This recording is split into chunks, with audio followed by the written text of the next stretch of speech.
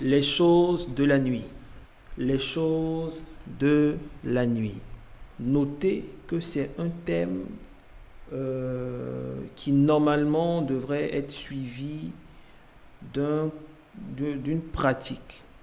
De pratique, c'est-à-dire de pratique de délivrance, d'un certain nombre de rituels qui a pour but ou qui auront pour but ces rituels-là ou ces prières spécifiques, la délivrance.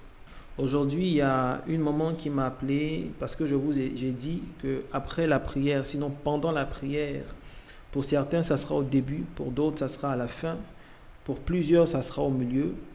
Pendant que vous êtes en train de faire votre prière concernant pour laver votre étoile, vous aurez, quand vous finissez de faire la prière, allez-y dehors, regardez le ciel, les étoiles et puis parlez. Certains verront des étoiles filantes.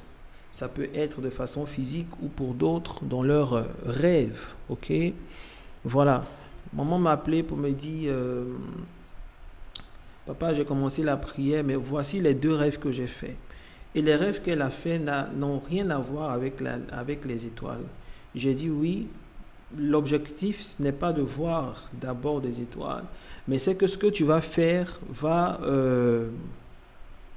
déjà, ça commence déjà à nettoyer ton étoile.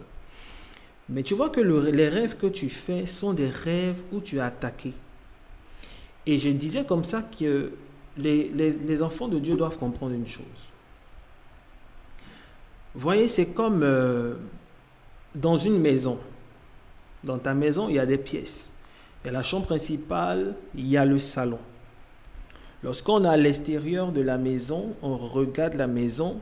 Pour certains, la maison est belle à voir. Pour d'autres, c'est moyen. Pour certains, c'est vraiment pas joli. Ok? Mais je ne vais même pas parler de l'extérieur. Je parle de l'intérieur de la maison. À l'intérieur de la maison, il y a des pièces. Je prends par exemple une maison de 3 pièces. 3 pièces. Ici, c'est 2 chambres, un salon. Ok? Vous rentrez dans une maison, considérez que vous êtes la maison. Le salon est une partie de la maison. Les 2 chambres sont, pour chacune à son niveau, une partie de la maison. Vous comprenez? Et ton salon est propre. C'est propre. Tu l'as vraiment nettoyé. Et l'une des chambres est sale. L'une des chambres est sale, n'est-ce pas? Et puis la 3e chambre, bon, elle est soit sale, soit propre. Quand tu reçois un visiteur, la première chose que tu cherches à faire, ce n'est pas de nettoyer ta chambre, la chambre sale, c'est de nettoyer le salon, parce que c'est au salon que séjourne le visiteur. Je ne parle pas de celui qui vient dormir chez toi, mais je parle de celui qui vient te rendre visite. Ta chambre peut être sale, la cuisine peut être vraiment remplie d'eau, vraiment pas propre, mais tu t'assures et tu te dépêches à mettre de l'ordre dans ton salon. C'est vrai ou pas? Écrivez si ce que je dis c'est des bobards ou c'est la vérité. Et donc, tu te dépêches. C'est comme ça la vie d'un être humain. C'est comme ça ta vie, c'est comme ça ma vie. Tu peux être en train de faire une prière pour un sujet particulier. Dieu est en train de traiter ce sujet. Ce sujet particulier, c'est peut-être le salon. Mais la chambre est sale. Il y a plusieurs domaines de ta vie que Dieu doit toucher. Ou que tu dois toucher avec Dieu. Donc, lorsque je vous donne, vous voyez, c'est pour cela que fréquentez-moi. C'est pour cela que écoutez et réécoutez les enseignements que je donne. Vous allez constater que si vous écoutez un enseignement aujourd'hui qui est sur la plateforme Le Surnaturel, comme on appelle Miezan Kakou, ma page Facebook ou ma page YouTube, ou les MP3 qui sont sur SoundCloud, téléchargement gratuit. Vous partez écouter aujourd'hui par exemple active l'ange de ta situation 1. Tu attends 2 jours, tu écoutes encore, tu auras l'impression qu'il y a des parties que tu n'avais pas entendues la première fois. C'est le Saint-Esprit qui fait tout ça. Même si tu écoutes sur une semaine, jour pour jour, tu auras l'impression qu'il y a de nouveaux mots qui s'y ajoutent ou de nouvelles phrases qui s'y ajoutent. C'est le Saint-Esprit qui le fait. Pourquoi? Parce qu'il est en train de visiter ta vie. Il est en train de visiter ta vie. Il y a beaucoup de choses. Nous devons vraiment nous bâtir. Nous devons nous bâtir. Alléluia. Et donc, le nettoyage de l'étoile que tu es en train de faire peut être considéré comme le salon que tu nettoies pour que les visiteurs qui viennent te regardent et te voient, tu brilles. La prière de l'étoile que tu es en train de faire peut être considérée comme étant ton salon que tu nettoies parce que tu sais que tu auras des visiteurs. Tu auras des anges qui vont venir chez toi. Tu auras des personnes qui vont venir chez toi. Mais tu dois aussi être conscient qu'il y a la chambre, l'autre chambre là, qui est sale que tu dois nettoyer. Donc, en me fréquentant, en écoutant les enseignements que je donne, en priant vous-même, priez vous-même, méditez la Bible, jeûnez. Lorsque vous allez faire ces choses-là, le Saint-Esprit va se révéler à vous et il va vous aider, va vous donner un fil conducteur, va vous dire ce que vous devez faire pour mettre au top votre vie. Ce n'est pas facile de faire ces choses seul. C'est pour cela que je vous donne des pistes, je vous aide par des enseignements, je vous mets sur la voie. Et je vous mets sur la voie, vous devez prendre ce que je vous donne et puis par faire cela. Écoutez et priez et demandez à Dieu. Le prophète me dit des choses. Il ne connaît pas ma vie. Toi, tu connais ma vie. Voilà ce qu'il m'a dit concernant telle ou telle chose. Je me rends compte que c'est vrai. Il faut m'aider. Aujourd'hui, par exemple, l'enseignement que nous allons voir, vous allez voir qu'il y a beaucoup de choses que vous vivez. Mais vous ne vous rendez pas compte. Soit du danger qui vous guette ou qui guette vos enfants. Alléluia. C'est pour cela d'ailleurs que le monde, la vie dans laquelle nous sommes, je vous le dis tout le temps, Jésus dit, depuis le temps de Jean-Baptiste, le royaume des cieux est forcé et seuls les violents s'en emparent. Partout il faut la violence, partout il faut la détermination. Que ce soit dans le domaine du travail, il faut la violence, il faut la détermination. Quand ce n'est pas le cas, il y a beaucoup de choses que tu rates. Tu travailles, tu as des concurrents pour les hommes d'affaires. Tu as des concurrents, tu as des personnes qui font la même chose que toi. Si tu ne te bats pas, tu ne vas pas chercher la clientèle. Tu ne fidélises pas ta clientèle parce qu'il ne suffit pas seulement d'avoir des clients. Il faut avoir des clients de différentes couleurs, de différentes nationalités, de différents horizons, de différentes ethnies, de différents sexes. Il faut les avoir, mais il faut pouvoir les garder. C'est pour cela, il y a une partie de la Bible où Jésus dit, que j'utilise pour enseigner les hommes d'affaires. Jésus dit, il ne suffit pas seulement de monter, de gravir la montagne. Pourquoi? Mais il faut gravir la montagne, il faut braver les obstacles, gravir la montagne, mais le plus difficile, c'est de rester. Parce qu'il y a des gens qui gravissent rapidement la montagne, mais qui n'arrivent pas à arriver au sommet, à se stabiliser et puis dégringolent. Quand ils dégringolent, la chute est tellement fatale qu'ils ne se relèvent plus. Alléluia. Donc, de la même façon qu'il faut avoir les clients, les préserver, les fidéliser, c'est de cette même manière, amen, spirituellement aussi, tu dois chercher à monter.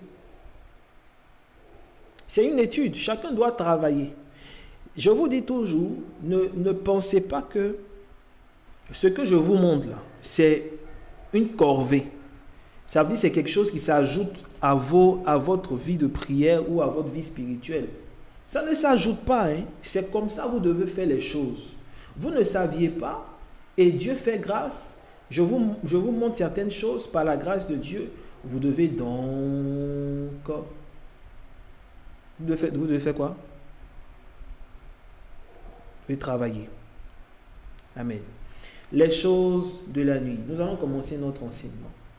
Tu vas prendre ta Bible dans le livre de Luc, le chapitre 22, le verset 53 à 55. Nous allons lire. Je vais lire. Mutez vos micros, s'il vous plaît. Je suis en train d'enregistrer. Mutez vos micros pour ne pas que ça fatigue trop. Vous savez, quand il y a trop de coupures, trop de choses, Quand vous ouvrez les micros, je suis obligé de couper, de travailler sur l'audio. Ok? Donc, muter. Et puis, nous allons y aller. Donc, si tu viens d'arriver, tu n'as rien raté, je donnais juste des conseils. C'est maintenant que nous allons commencer l'enseignement. Luc, le chapitre 22, les versets 53 à 55. Il faut écrire, si tu peux copier la portion de l'écriture là, il faut copier la portion de l'écriture pour que nos autres frères puissent voir. Et moi, je vais lire. Je vais lire. Luc, le chapitre 22. C'est merveilleux. Ce que nous allons voir aujourd'hui, c'est merveilleux. Luc, le chapitre 22. Je suis très très content de vous retrouver. Peut-être que vous ne sentez pas trop mon côté choc d'habitude. C'est parce que je suis fatigué. Je viens à peine d'arriver de voyage. Donc je suis fatigué. C'est la machine qui est fatiguée, mais mon esprit il est très fort. Luc le chapitre 22, le verset 53 à 55. Si tu peux copier dans la partie chat pour nos frères, il faut le faire. Mais je vais faire la lecture. Luc le chapitre 22. Que nous dit la parole de Dieu? Je lis. Je vais lire à partir du verset 52 pour qu'on puisse comprendre. Jésus dit ensuite aux principaux sacrificateurs, aux chefs des gardes du temple et aux anciens qui étaient venus contre lui. Vous êtes venus comme après un brigand, avec des épées et des bâtons. J'étais tous les jours avec vous dans le temple, et vous n'avez pas mis la main sur moi. Mais c'est ici votre heure et la puissance des ténèbres. Verset 54. Après avoir saisi Jésus, ils l'emmenèrent et le conduisirent dans la maison du souverain sacrificateur. Pierre suivait de loin. Ils allumèrent du feu au milieu de la cour et ils s'assirent. Pierre s'assit parmi eux. Je m'arrête là. Ou bien je vais poursuivre un peu. Une servante qui le vit assis devant le feu, fixa sur lui les regards et dit, « Cet homme était aussi avec lui. » Mais il le nia, disant, « Femme, je ne le connais pas. » Verset 58. Peu après, un autre l'ayant vu dit, « Tu es aussi de ces gens-là. » Et Pierre dit, « Homme, je n'en suis pas. » Environ 1 heure plus tard, un autre insistait, disant, « Certainement cet homme était aussi avec lui, car il est galiléen. » Pierre répondit, « Homme, je ne sais ce que tu dis. » Au même instant, comme il parlait encore, le coq chanta. Alléluia. Le Seigneur s'étant retourné, regarda Pierre, et Pierre se souvint de la parole que le Seigneur lui avait dite. Avant le chant du coq, aujourd'hui, tu me renierai 3 fois. Amen. Voici une histoire que nous connaissons tous. Il s'agit de l'histoire où Jésus a été pris. Jésus a été pris par ses envahisseurs, par ses méchants, ses gardes, ces gens qui voulaient le crucifier, qui voulaient forcément trouver quelque chose, un chef d'accusation, pour, n'est-ce pas, le clouer, pour le punir. Et dans le temps, la peine de mort à la croix était celle-là même qui était réservée pour ceux qu'on appelait les semeurs de troubles, pour les politiciens, ceux qui ne voulaient pas, n'est-ce pas, marcher avec le pouvoir en place, ceux qui voulaient développer leur parti politique. Donc ils pensaient que Jésus était un des leurs. Certains savaient que ce n'était pas le cas, mais ils cherchaient toujours des choses contre lui. Amen. Je veux dire à quelqu'un, nous avons commencé comme ça, je veux dire à quelqu'un qu'il y a des personnes qui sont là, qui sont tapis dans l'ombre ou même qui se montrent. Aujourd'hui d'ailleurs, les sorciers ne se cachent pas. Aujourd'hui, ils sont là. Et en pleine journée, en pleine nuit, ils viennent et puis ils cherchent quelque chose pour t'accuser. Si tu es sujet à des accusations, je prie maintenant au nom de Jésus-Christ que tu reçoives gain de cause, que tu reçoives une libération et la main de Dieu vient sur ta vie. Amen.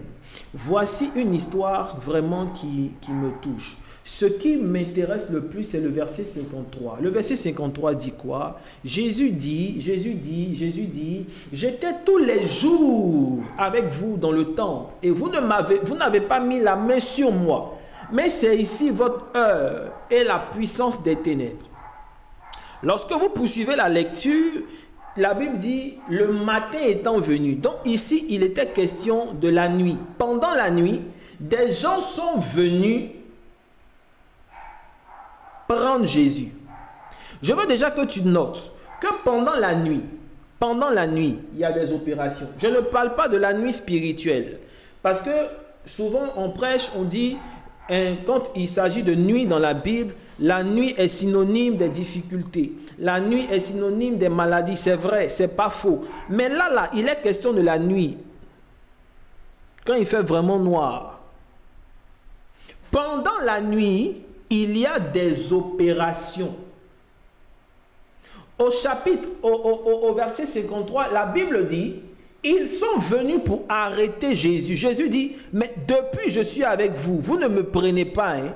La journée, quand je suis dans le temple, vous me voyez, vous ne me prenez pas. Mais c'est en ce moment que vous venez me chercher. De toute façon, vous avez raison. C'est ici votre heure et la puissance des ténèbres. Je vais dire à quelqu'un que pendant la nuit, il y a des opérations.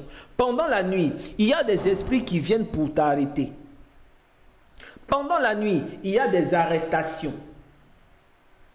Du verset 56 au verset 59, la Bible dit que, pour vraiment vous montrer que c'était la nuit, le verset 56, qu'est-ce qu'il dit? La Bible dit, une servante, d'abord, au verset 55, ils allumèrent du feu au milieu de la cour et ils s'assirent. Pierre s'assit parmi eux. Ils ont allumé le feu parce que, vous savez, avant, il n'y avait pas... Pierre et Marie Curie n'étaient pas encore venus. C'est eux qui ont inventé la lumière. Mais en ce temps-là, leur source de lumière était le feu. Ils ont allumé le feu dans la cour. Pourquoi? Parce qu'il faisait nuit. Donc, c'était dans la nuit, ils ont allumé le feu. La Bible dit que Pierre était assis là. Il y a une femme qui l'a regardé, elle a fixé, elle lui a dit, toi, tu étais dedans. Une heure après, il y a encore un autre homme qui lui a dit, toi là, tu y fais partie, tu es galiléen. Une heure après, donc troisième fois, un autre homme le regarde Pierre et lui dit, tu fais partie de ces gars, de ces disciples.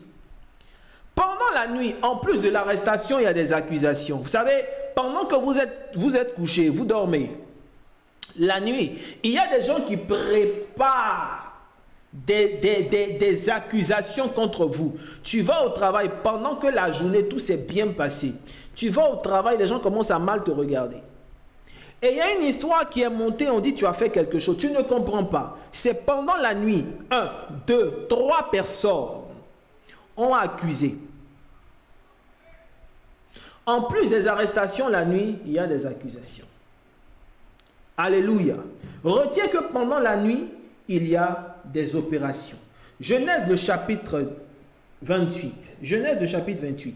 Je vais vous lire quelque chose. Vous connaissez l'histoire, mais pour nous convaincre encore de ce que je suis en train de dire. Genèse, qu'est-ce que j'ai dit? Genèse le chapitre 28 plutôt. Genèse le chapitre 28, le verset 11. Vous connaissez l'histoire. Je vais la lire rapidement. La Bible dit ceci. Regardez ce que la nuit fait. La nuit fait. Le verset 11. Je vais lire à partir du verset 10. Jacob partit de Beersheba et s'en alla à Charan. Il arriva dans un lieu où il passa la nuit, car le soleil s'était couché. Il y prit une pierre dont il fit son chevet et il se coucha dans ce lieu-là. Et regardez ce qui se passe. Il eut un songe. Et voici une échelle. Voici une échelle était appuyée sur la terre et son sommet touchait au ciel. Et voici les anges de Dieu montaient et descendaient par cette échelle. Et voici l'Éternel se tenait au-dessus d'elle. Et il dit, je suis l'Éternel, le Dieu d'Abraham. Nous allons continuer la lecture jusqu'au verset combien? Jusqu'au verset 16. Jacob s'éleva de son sommet et il dit, certainement l'Éternel est en ce lieu. Et moi, je ne le savais pas. Il eut peur et il dit, que ce lieu est redoutable. C'est ici la maison de Dieu. C'est ici la porte, oh my God, c'est ici la porte des cieux. Et Jacob se leva de bon matin. Suivez-moi très bien. Jacob se leva de bon matin et prit la pierre dont il avait fait son chevet. Il la dressa pour monument, il versa de l'huile, etc. Qu'est-ce qu'il dit au verset 19? Il donna à ce lieu le nom de Béthel, mais la ville s'appelait auparavant Luz. La Bible dit que Jacob, pendant la nuit, il faisait nuit, il avait sommeil, il a dormi. Quelqu'un va me dire c'est normal. Je suis d'accord, c'est normal. Pendant la nuit, on dort. Mais la Bible dit que Jacob a dormi. Quand il a dormi, il a fait un rêve. Dans son rêve, il a vu des êtres. Non seulement il a vu une échelle, mais il a vu des êtres. Il savait que c'était des anges parce qu'il avait l'habitude de l'apparence des anges. Il a vu des anges monter et descendre. J'ouvre une parenthèse, ces anges n'avaient pas d'ailes. Ne pensez pas que tous les anges ont des ailes.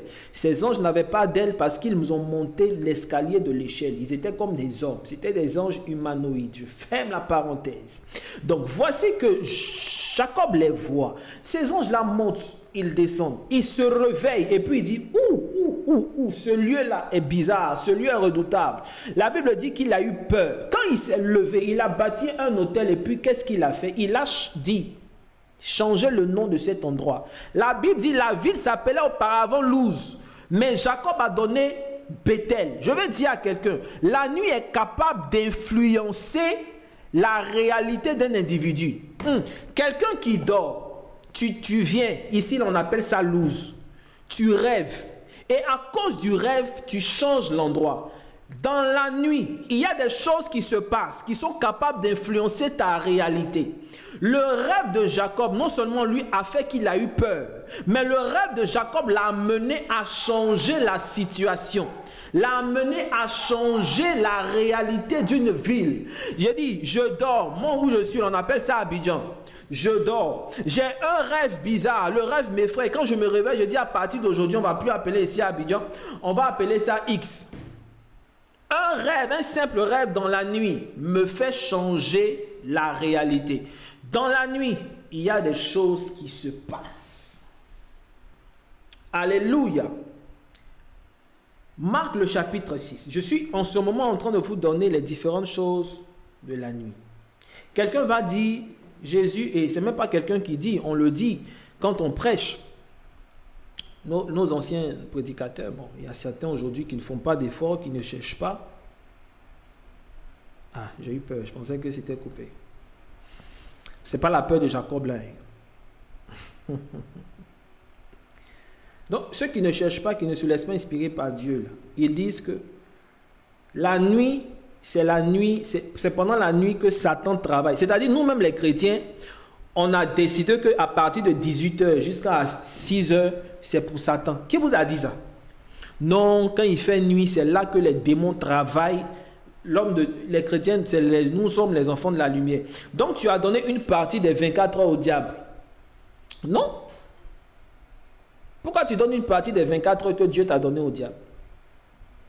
Quand Jésus disait que c'est ici votre heure, il n'était pas en train de dire que la nuit, là, c'est seulement pour les démons. Non, au contraire, il était en train de dire que la nuit, là, c'est pour les gens de la lumière. Le prophète la raconte quoi encore? Je vais t'expliquer.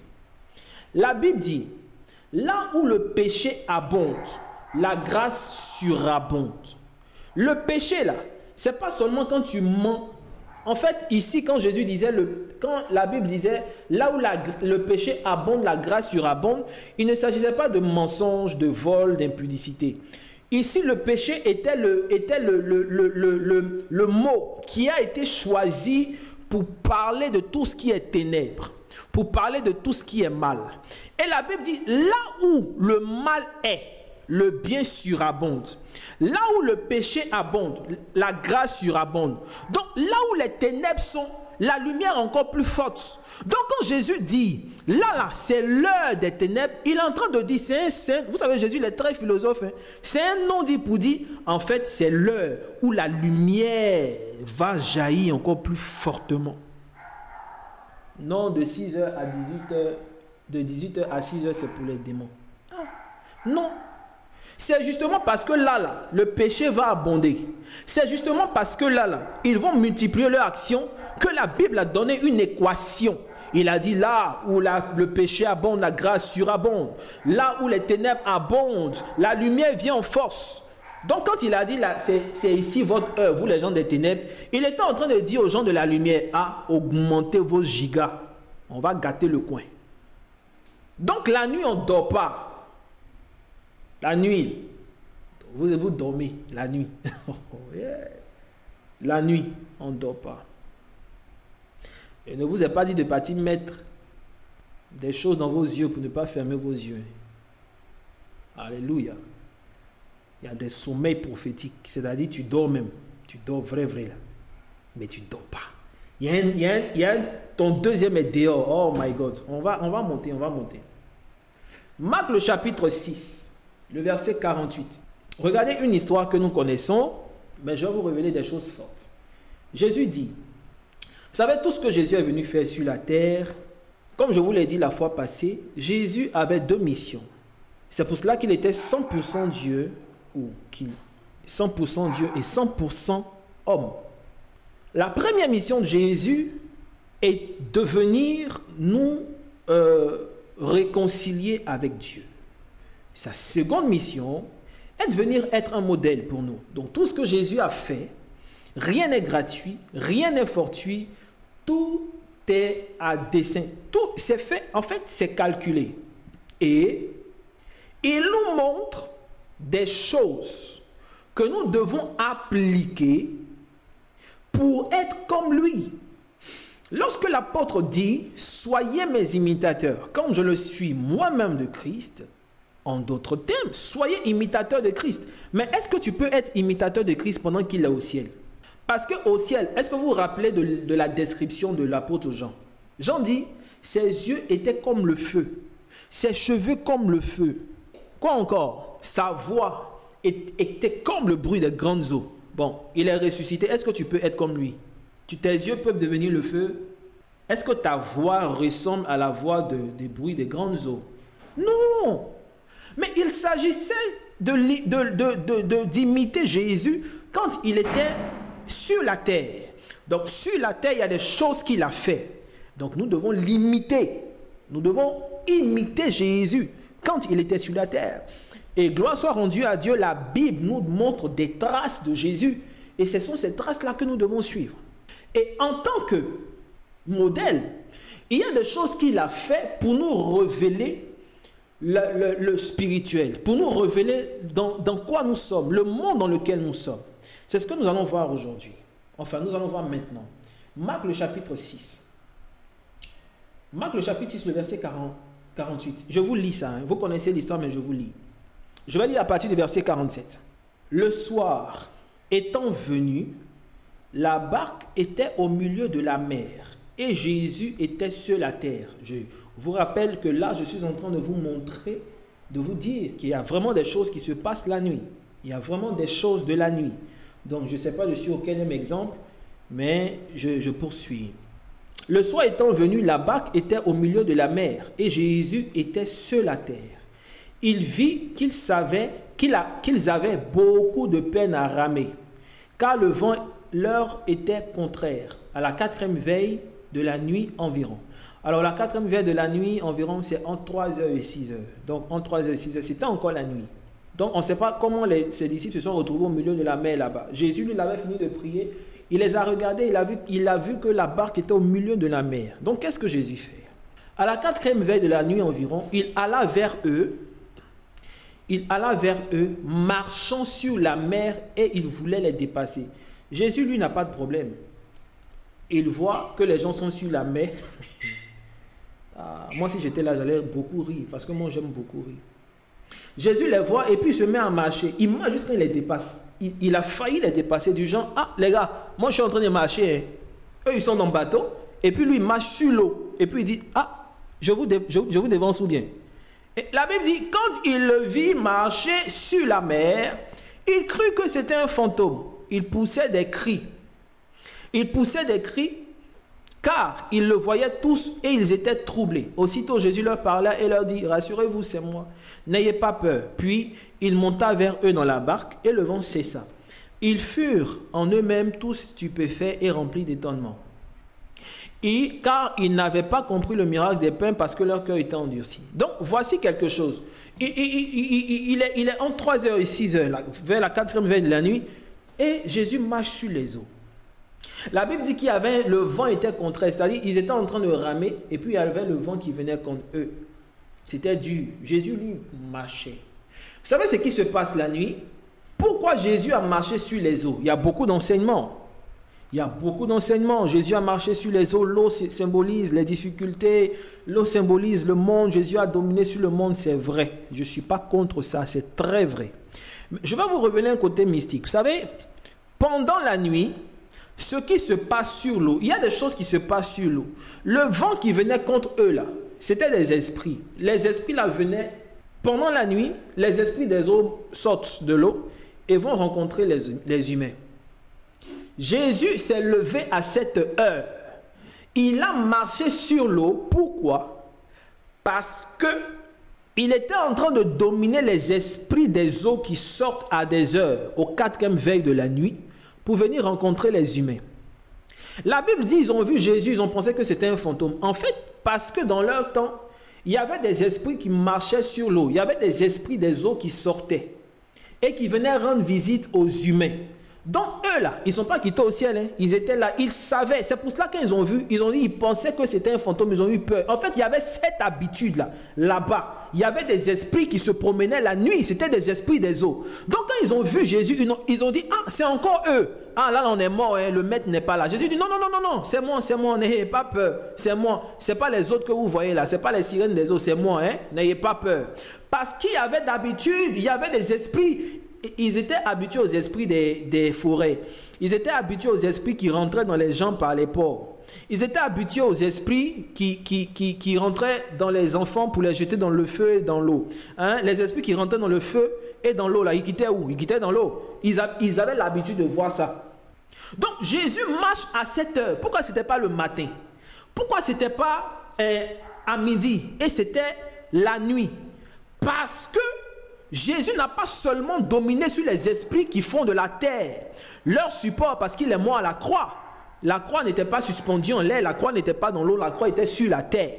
Mais avant même que Jésus ne meure, il est parti dominer les esprits des eaux. Il est parti marcher sur eux. Et c'était à cette heure. Parce qu'à cette heure, il y a des esprits qui sortent de l'eau pour venir rencontrer les humains.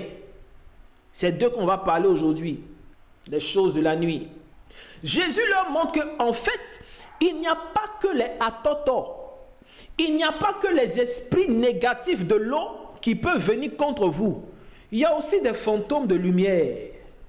Aïe, fantômes de lumière. Jésus le fantôme. Non, mon Jésus, je l'aime. Il y a aussi des fantômes de lumière. Ne pense pas qu'il y a seulement que les fantômes de la nuit qui viennent vous effrayer la nuit, là. Il y a aussi des fantômes de lumière. Il a dominé les esprits qui se lèvent à la 4e veille de la nuit, c'est-à-dire entre 3h et 6h.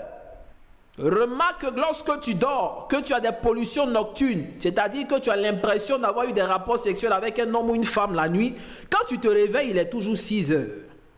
Ou bien souvent, il est 3h. Tu n'as pas remarqué. Il faut dire oui. Si tu dis oui là, ça ne veut pas dire que c'est toi. Ça peut être quelqu'un qui t'a rendu son témoignage. Quand tu te réveilles, souvent il est 3h, tu dis aïe, tout de suite là. Ou bien c'est le matin, en fait, c'est parce que à la 4e veille de la nuit, entre 3h et 6h, il y a des esprits qui sortent de l'eau pour venir coucher avec toi. Ce n'est pas coucher seulement, ils viennent faire, on va voir tout ça. Ils viennent faire des choses. Donc Jésus a dit que, est-ce que vous savez que la nuit là, moi je vais sortir pour dominer. Tu te réveilles, tu n'as rien vu dans la nuit, mais ton pantalon est mouillé. Toi, mais tu ne comprends pas. Aïe, qu'est-ce qui s'est passé? Et puis quand c'est comme ça, les scientifiques ont toutes sortes d'explications. Moi, je me rappelle quand j'étais jeune, les scientifiques disent que non, tu sais, quand tu es un homme, que tu atteins l'âge de la puberté, dans la nuit, tu as des pollutions nocturnes. Tu ne vois rien dans la nuit, et puis quand tu te lèves, tu agites sur toi. Que c'est scientifique. Bon, scientifique. Alléluia. Amen. Alors, donc pendant la nuit, il y a des choses qui se passent. Donc nous allons voir les gens de la nuit. Les gens de la nuit, ils sont nombreux. Ils sont nombreux. Mais nous allons voir quelques gens de la nuit. Tu vas prendre ta Bible dans le livre de Matthieu, chapitre 13. Est-ce que l'enseignement te fait du bien? Matthieu chapitre 13, verset 24. Nous allons voir les premières catégories des gens de la nuit. Matthieu 13, 24. La Bible dit ceci. 24 à 27. Je lis. Il leur proposa une autre parabole, c'est Jésus. Et il dit, le royaume des cieux est semblable à un homme qui a semé une bonne semence dans son champ. Mais pendant que les gens dorment, son ennemi vint, sema de l'ivraie parmi le blé et s'en alla. Lorsque l'herbe eut poussé et donné du fruit, l'ivraie aussi parut. Les serviteurs du maître de la maison vinrent lui dire, « Seigneur, n'as-tu pas semé une bonne semence dans ton champ ?» Regardez, vous pensez que la Bible c'est quoi même? « Mais tu n'as pas semé une bonne semence dans ton champ. D'où vient donc qu'il y a de l'ivraie ?» Je reprends. « Seigneur, n'as-tu pas semé une bonne semence dans ton champ? D'où vient qu'il y a une mauvaise semence ?» Il leur répondit, « C'est un ennemi qui a fait cela. » Et les serviteurs lui dirent, « Veux-tu que nous allions l'arracher? » « Non, dit-il, de peur qu'en arrachant l'ivraie, vous ne déracinez en même temps le blé. » Je m'arrête là. C'est Jésus qui est en train de parler de la parabole, de donner la parabole. Pendant que les gens dormaient, son ennemi vint et sema l'ivraie. Dans la nuit, les gens de la nuit, il y a des semeurs d'ivraie. Donc, il n'y a pas que les incubes. Quand ils viennent, écoutez bien, je vais ouvrir votre esprit. Quand ils viennent mettre de la mauvaise semence. Est-ce que le sperme n'est pas une semence? On appelle le sperme la semence, non? Donc, pendant la nuit, il y a des personnes qui reçoivent de la mauvaise semence. Les semeurs d'ivraie. Des incubes, des démons, et puis ce ne sont pas tous des démons. Les maris et femmes de nuit, comme on les appelle communément, ne sont pas tous des démons. Il y a des humains dedans. On les appelle les esprits humains. Des personnes qui ont la capacité de sortir de leur corps et d'aller visiter quelqu'un dans son rêve, coucher avec la personne, si c'est un homme ou une femme, et puis ils vont mettre l'ivraie. L'homme là, il va mettre l'ivraie en toi. Il va mettre la mauvaise semence en toi. J'ouvre une parenthèse. Il n'y a pas d'ange qui vient coucher avec une femme ou avec un homme. J'ai déjà entendu, oh, il y a un ange qui m'a visité, qui a couché avec moi.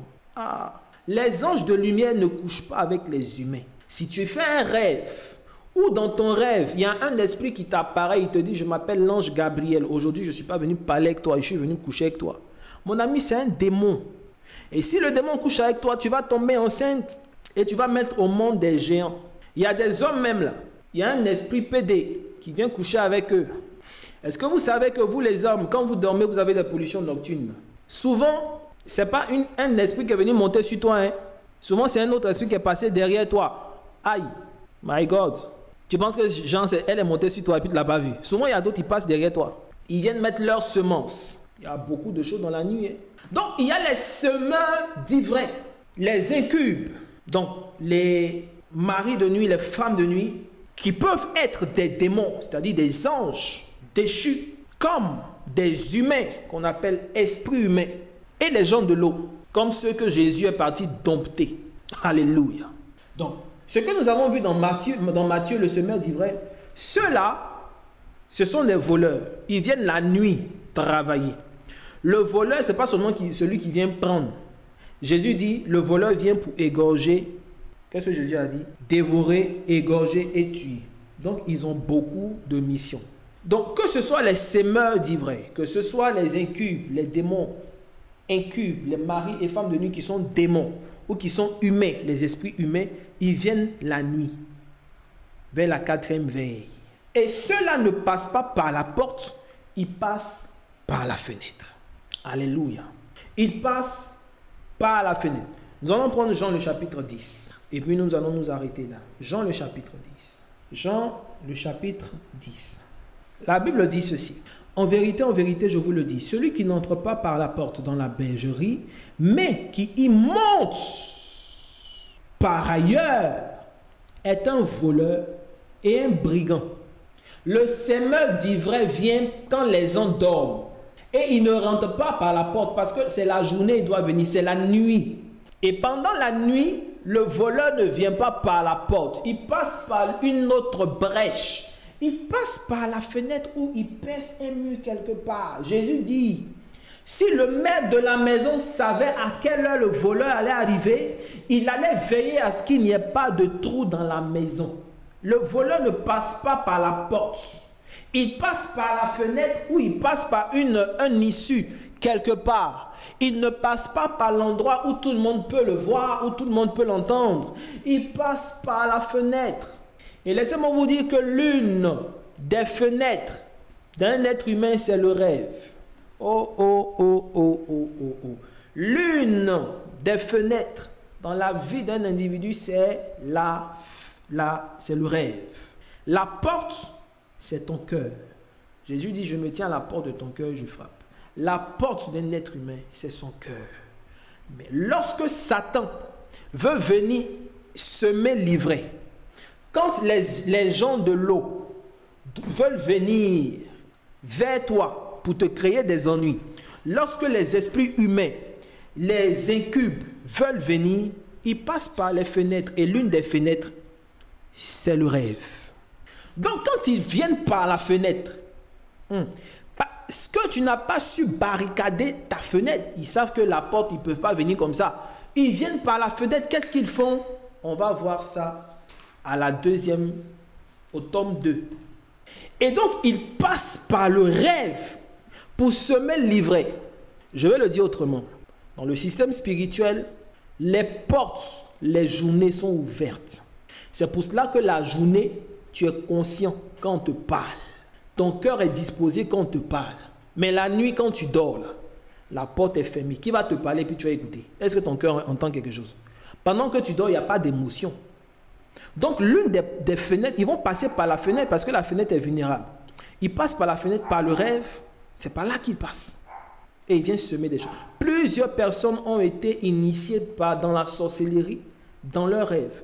Plusieurs personnes ont reçu la visite des démons incubes et succubes, ou les esprits des eaux, les esprits qui viennent des eaux. Il y a une nuance, puisque Jésus marche sur eux à la 4e veille de la nuit, entre 3h et 6h, parce que c'est là qu'ils sortent pour venir rencontrer les humains.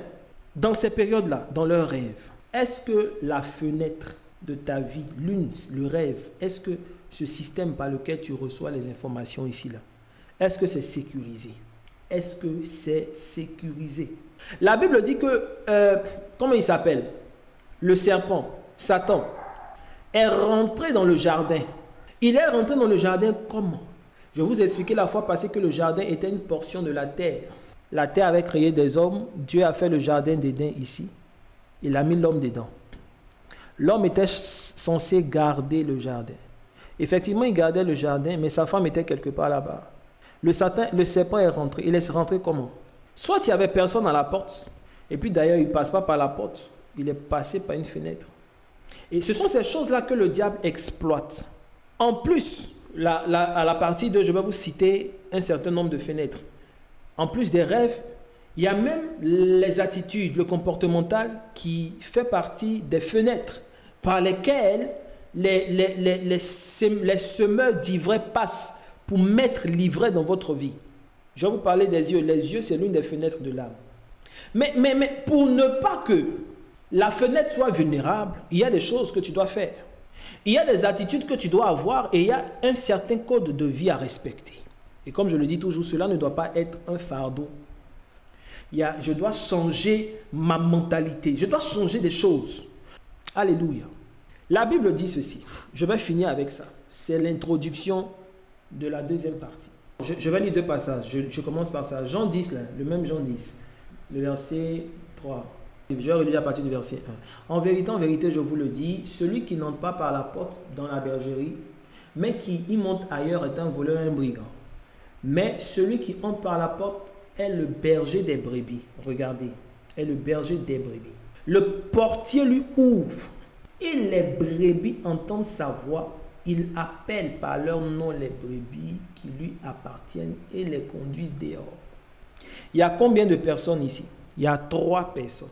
Il y a la brebis, il y a le berger et puis il y a le portier. Le portier, c'est le gardien. Chandé, Karabos. Quand il y a un gardien, il n'y a pas voleur. Le portier, c'est lui qui ouvre la porte pour que le berger rentre et qu'il appelle ses brebis. Si les fenêtres de ta vie ne sont pas surveillées, tu vas perdre beaucoup de choses. Si ton attitude n'est pas corrigée, tu vas perdre beaucoup de choses. Amen. Alors, nous avons fini pour aujourd'hui. Nous allons faire la partie de très bientôt. Que le Seigneur vous bénisse et on se dit à bientôt.